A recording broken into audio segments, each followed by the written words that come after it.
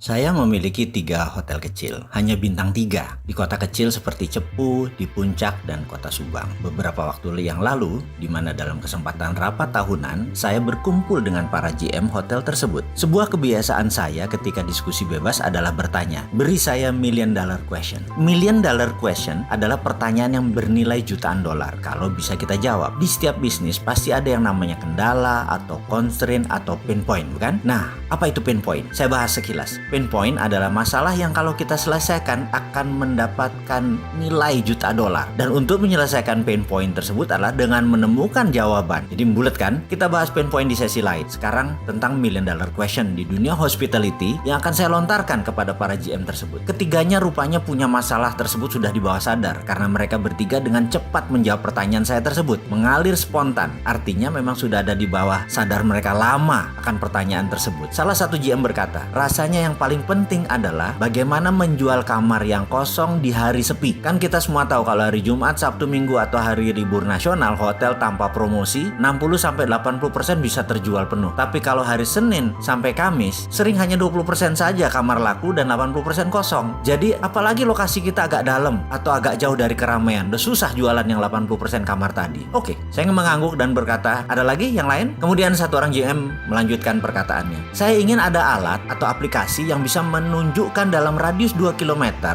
dari hotel saya ada berapa orang yang perlu kamar sekarang. Oke, saya bilang. Yang lain lagi, satu orang lagi yang terakhir berkata, pekerjaan anak-anak front desk, ada nggak aplikasi yang membuat mereka bisa bekerja dengan cepat? Karena rata-rata itu adalah 10-15 menitan lah kami melayani tamu di front desk. Kalau tamu tadi ada ngantri aja di belakangnya karena sore hari ada yang masuk kemudian ada yang ngantri di belakangnya, atau malam deh tersering, itu bisa 30 menit. Padahal melalui OTA atau .com segala macam itu malah lebih merepotkan karena data administrasinya ada di kita. Dia cuman good dalam paymentnya saja. Jadi administrasi harus tetap kita kerjakan manual. Mendengar komentar ketiganya, saya langsung berpikir keras seperti kebiasaan kaum introvert yang dicampur kaum intuitif seperti saya. Saya mikir saja. Tiba-tiba klik di kepala saya ada sesuatu yang sepertinya bunyi. Lalu saya berkata, kalau saya bisa jawab ini semua artinya kita akan dapat million dollar bisnis. Betul? Bertiga mengangguk. Padahal saya ini bukan berbicara pada mereka, saya setengahnya berbicara pada diri sendiri. Begini, kan aplikasi online traveler itu kebanyakan melihatnya dari sisi traveler, bukan dari sisi kalian para hotelier. Bener nggak? OTA, online travel agent, itu kan punya pihak ketiga. Bagaimana kalau saya buatkan aplikasi dari kacamata hotelier sekarang, dari kacamata kita? Jadi ini merupakan hotel platform, hotel yang menentukan segalanya, mulai dari pricing sampai HMS, software atau hotel management system, semua ada di front desk. Bahkan di front desk tersebut jika ada traveler, dia cuma ngasih QR code, dipotret, data pindah dan langsung kasih kunci. Jadi tugas front desk hanya satu. Setelah QR code dikasih tadi, tinggal samakan identitas dia dengan di QR code, lalu kuncinya dikasih. 1 menit selesai. Lalu saya bilang, bagaimana kalau saya siapkan aplikasi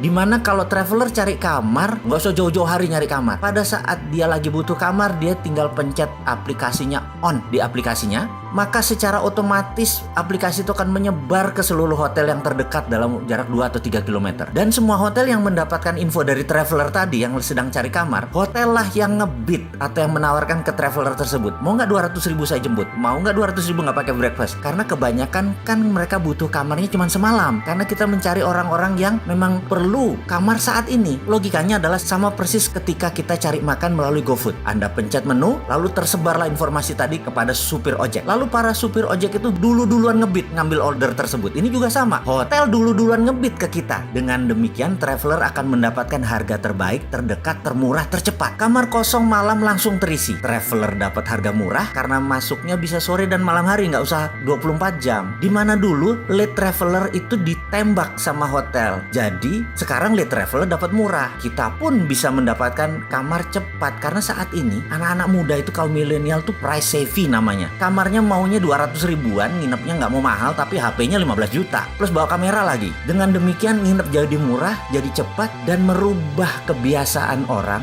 bertransaksi melalui OTA. Karena sekarang ini bukan OTA tapi hotel platform. Anda yang nentuin. Bagaimana? Demikian saya mengoceh panjang dan kemudian saya berkata, coba panggil Mas Daf. Mas Daf adalah tim IT saya yang sudah ikut saya lama banget. Banyak aplikasi yang dia buat. Saya bilang kepada Mas Daf, Mas, kita buat aplikasi namanya Get Hotel. Logonya warna biru muda seperti warna klub bola Manchester City. dan ada kuningnya sedikit. Dan kami berenam setiap hari, setiap kesempatan sudah 6 bulan berjalan. Akhirnya kita ketemu sebuah aplikasi baru yang namanya Get Hotel. Kayaknya sudah siap meluncur. Ngomong-ngomong, ada yang minat gabung nggak?